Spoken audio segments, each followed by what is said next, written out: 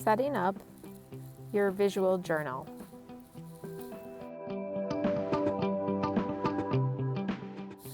This is the brand of a sketchbook I like the most. They call it a visual journal, and I'll use that word interchangeably. So this is the journal I prefer. I like to call them visual journals, but they are sketchbooks. The cover will tear away, but then you have this really nice thick cover on the front and back that you can use and put in and out of your bag without it ripping and tearing. You can see it has plenty of pages and they're nice and thick. It has this nice spiral binding, so it lays flat when you're working on both pages. There's also plenty of other journals that you can use, different brands. This one's a really nice brand too. It does have the edges that tear out. I don't prefer that. I like all my pages to stay in, but this one works really nice. If you get one that has kind of a paper cover, you can always reinforce it with a piece of cardboard or tag board. That will work perfectly fine also. So a video I have attached for this module also talks about creating a visual bank account. And this is what you'll see here that I have. I find things, I collect things, and I keep them for visual journaling. So something to keep in mind. If you don't have anything, a good place to start is magazines. See if you have any, see if any neighbors have any, see if any family members have any that are going to go in the trash and you can cut up. Sometimes even old books laying around are really great options. So if you don't have those options, I did a little walk around my house and found things. So you see I have coffee filters here. I have a cookie cutter I can use as a stencil. I have these stencils laying around that I could use. Old gift bag, a Wheat Thins box, and some things my kids colored on that I could maybe collage with later. You'll see I have an old folder here from physical therapy. You could cut that out as a nice thicker page or a nice shiny white or the inside gray.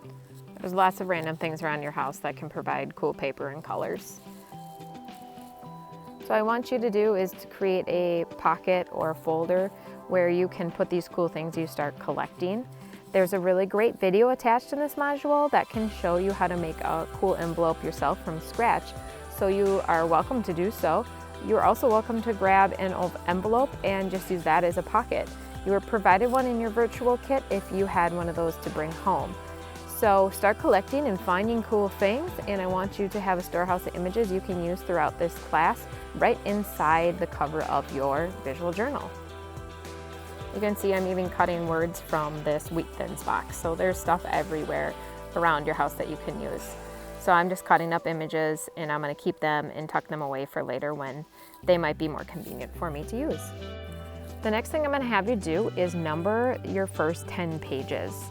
This will come in handy for when we're turning in assignments. You can create a table of contents on that first page and label everything, because I am not concerned about everything being in order, but it still needs to be organized because you might have an idea that you want to sketch and work on outside of class, and I'm fine with that.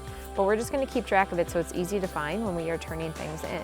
So you can see here I'm setting up a table of contents, and I actually did not like what I did, so I'm just taking some paper and covering it. And I left that there for you to see because I don't want you tearing out pages out of your journal. Leave them. You can always go back over them and cover them.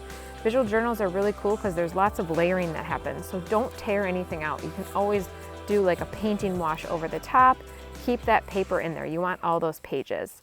So I'm setting up my table of contents that I will then later be inputting pages and information on so I can keep myself organized.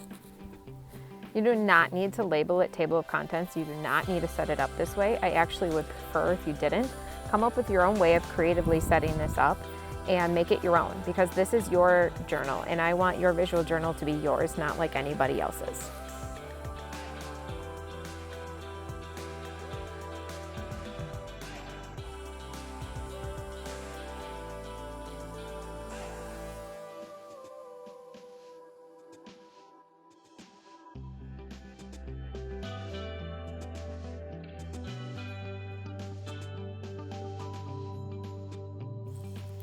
So then I grabbed all my images that I pulled aside that I found interesting, and I created a collage based off of those. There is no right or wrong way to make a cover. I just want you to like it and have it appeal to you and make it visually interesting. And we'll talk about why you thought that was visually interesting from an artistic standpoint one-on-one when we start talking about our journals and conferencing. Don't want you to get hung up on what it needs to look like, because it doesn't need to look like anything. You just have to really think it is interesting for you. You are now ready to get going, so go ahead and complete setting up your visual journal.